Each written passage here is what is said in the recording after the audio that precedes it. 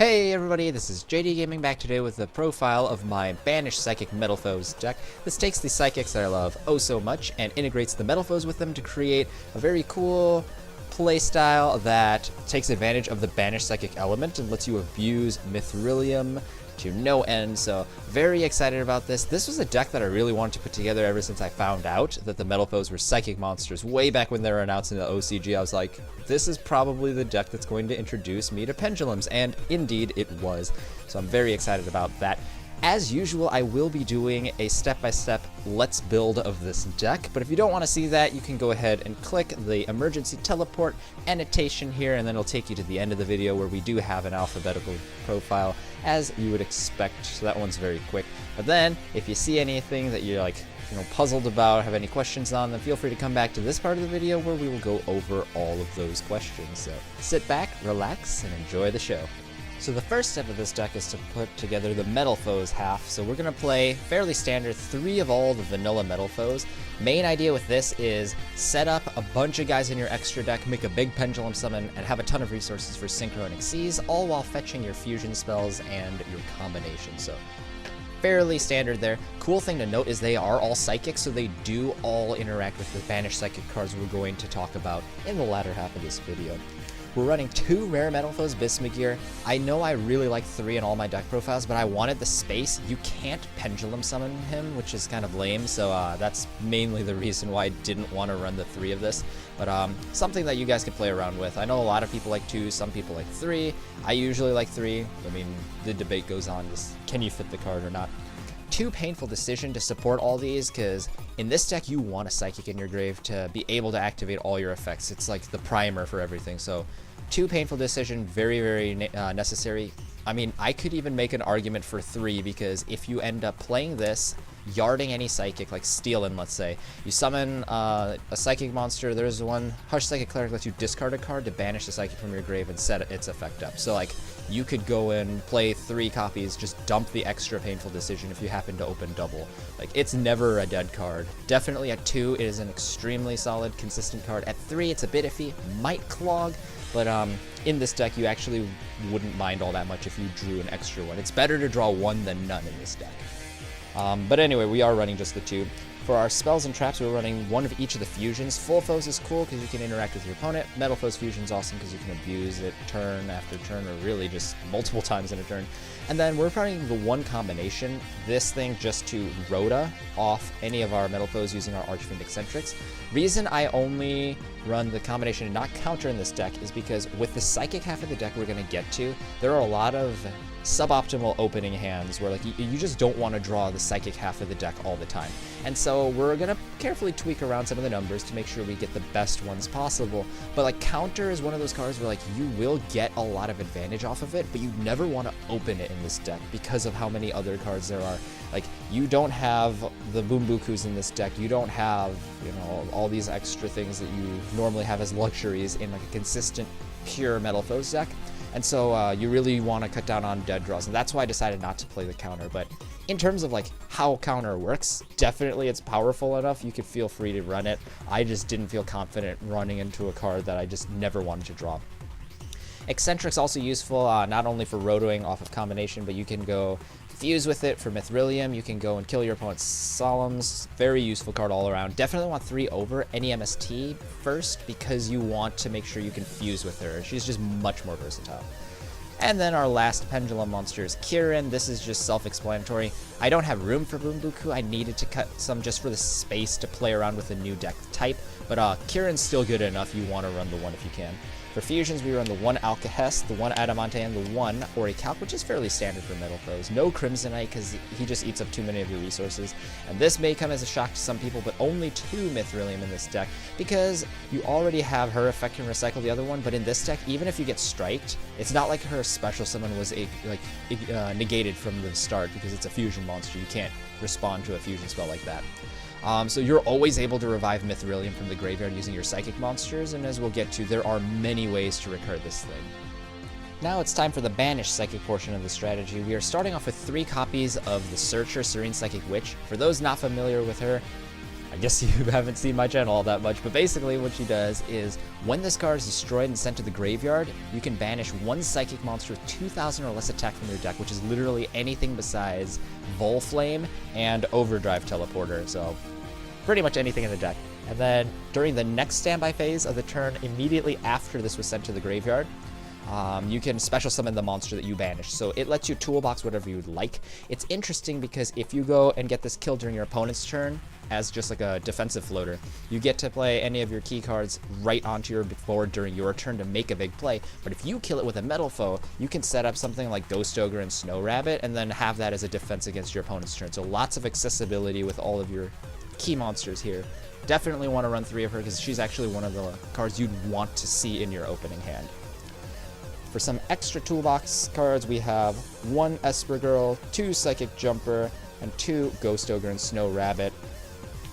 Pretty much the way I'll go through this is a level 2 tuner, this is a level 2 tuner, this is a level 3 tuner. Esper Girl has an effect where if she's banished and then gets special summoned back to the board, you get to banish one of your cards from the top of your deck face down. And then if she's sent to the graveyard, it can be Synchro, Fusion, whatever, destroyed with Metalfoe, you get to recur that card to your hand. So it gets you essentially a free draw of sorts when you make like a Naturia Beast or even a Hyper Librarian to net more draws. So definitely something you want. Again, you don't want to open with her. I know you can discard her and set her up with like Hush Psychic Cleric and stuff, but I would really rather just search the 1 copy I need with Esper Girl, or with Serene Psychic Witch, excuse me, and then just start looping with Clerics and other things. So no reason to play more than 1 in this deck because you don't want to have bad opening hands. 2 Psychic Jumper is a little better though because this works with any of your monsters, including the Metalfoes, and you can just creature swap with your opponent's guys. So like steal your opponent's Void Ogre or Hope Harbinger Dragon or whatever, trade them a measly, like steal in an attack position, run over it for a massive amount of damage. And since this is a tuner, depending on what you steal, you could just synchro with it as well. So very powerful card at 2. And these are both Earth tuners, so you can go for Naturia Beast with it. So like that's an extra bonus. And then the reason we play Ghost Ogre is twofold. First, it's already awesome as its effect is. And again, you can special it out with Witch and use it from the field, which gives you additional accessibility. But the main reason I wanted to play Ghost Ogre in this strategy is Overdrive Teleporter. We're running 3 of this Tribute Summon only monster. It's got 2,100 attack points, and it says you can pay 2,000 life points once while this card's on the field to summon 2 monsters from your deck. They are 1 level 3 Psychic and another level 3 Psychic. So this is really cool because we can go and summon a tuner and a non-tuner, synchro the 2 of these for Coral Dragon, and since this is a new tuner monster, you can actually go and sync 6 and 6 to go Ultimate Zolkin, and that lets our deck have access to cards like Crystal Wing Synchro Dragon, which you actually can summon fairly easily in this deck normally, or you can play Void Ogre Dragon for additional control over your opponent's board. So that's the whole point of the Overdrive Teleporter. You can go and summon this thing very easily by setting up a Tribute Summon through Pendulums, through the Psychic monsters. Very powerful card. And I just like this over Gofu in the standard Metalfoes builds because you don't have to worry about, you know, drawing a dead Gofu. This thing's always live.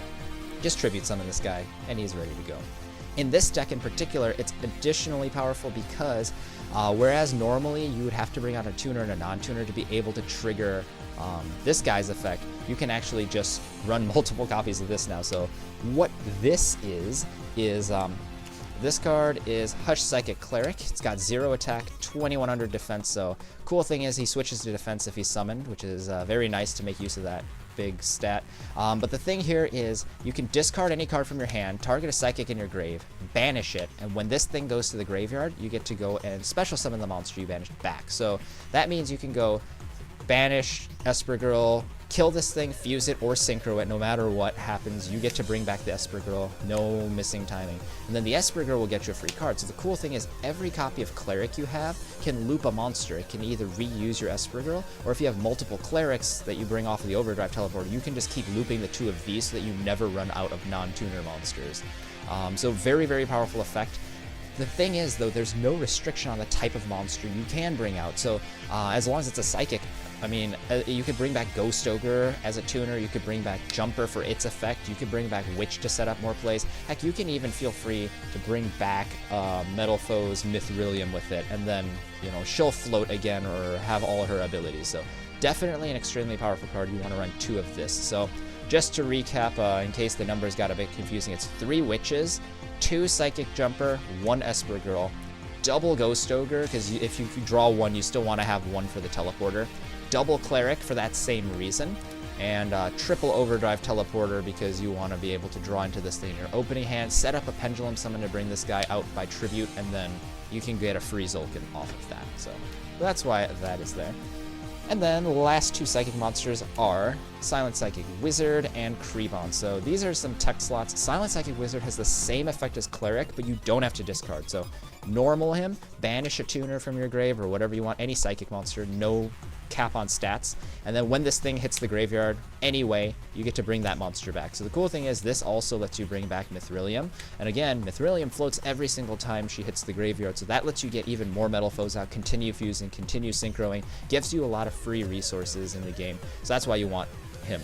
The main reason we're only running 1 is this one is not searchable with Witch because, I mean, it only works when it's normal summon, so you can't really use it like that. You can't summon it off of Overdrive Teleporter because it's not a level 3 monster, so you'll only ever want this to be naturally drawn. And so I chose 1 because I don't want to draw into this in my first turn almost ever. Like, Metalfoes might go and get destroyed, but they go to the extra.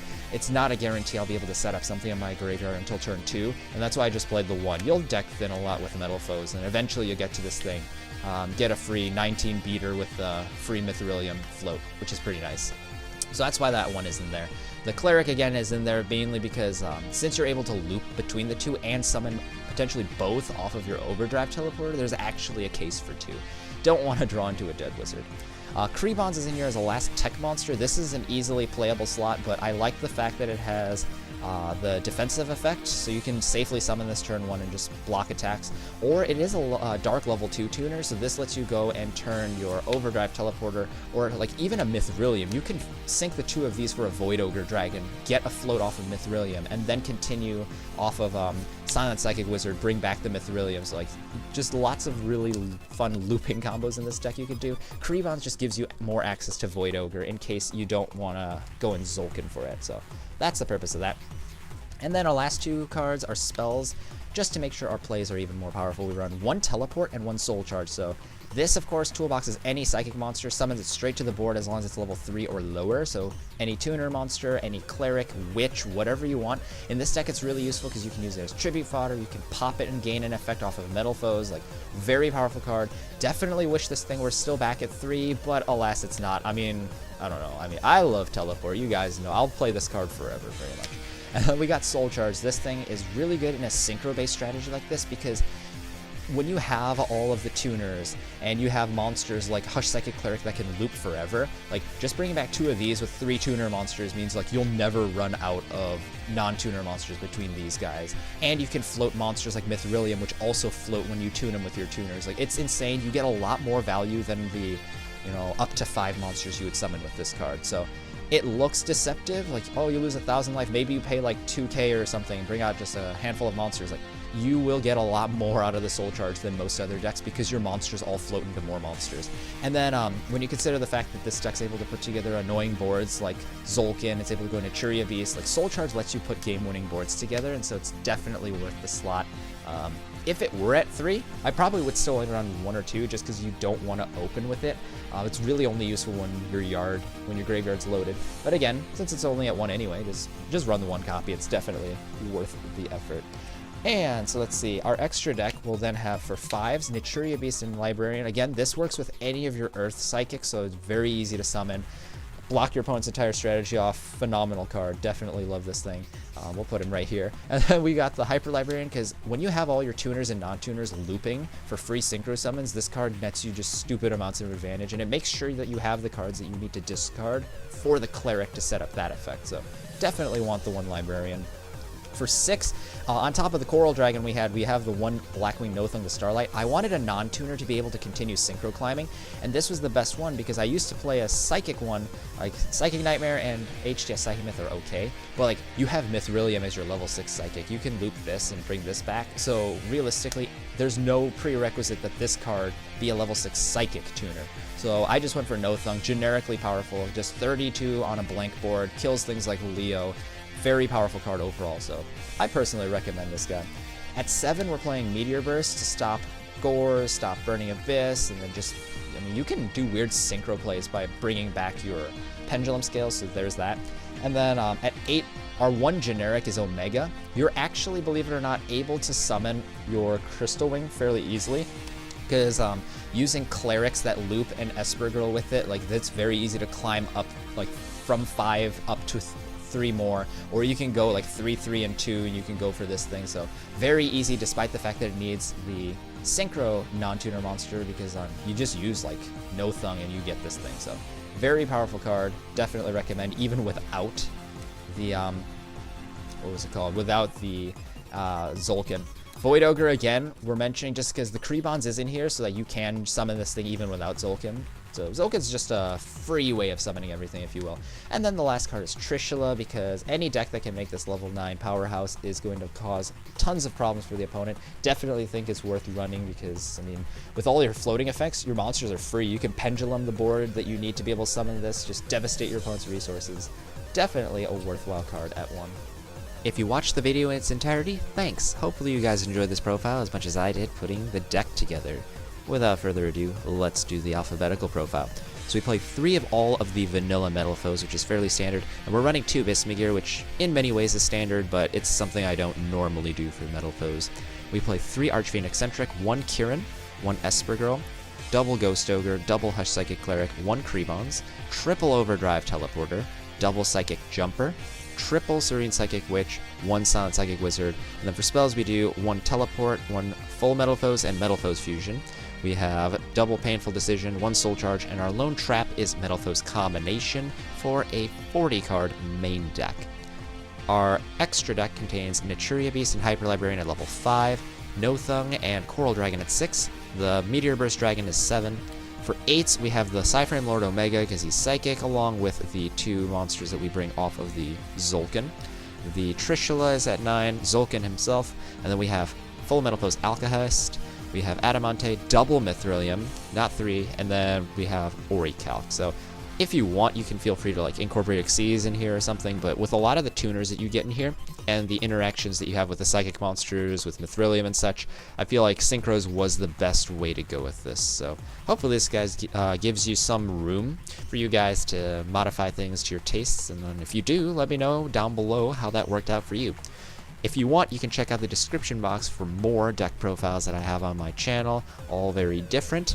And if you like this video, please consider giving it a thumbs up. It really helps share the video with other people who may enjoy the content as well. And if you really enjoy the video, then I invite you to subscribe to JDGaming for more regular Yu-Gi-Oh! Updates.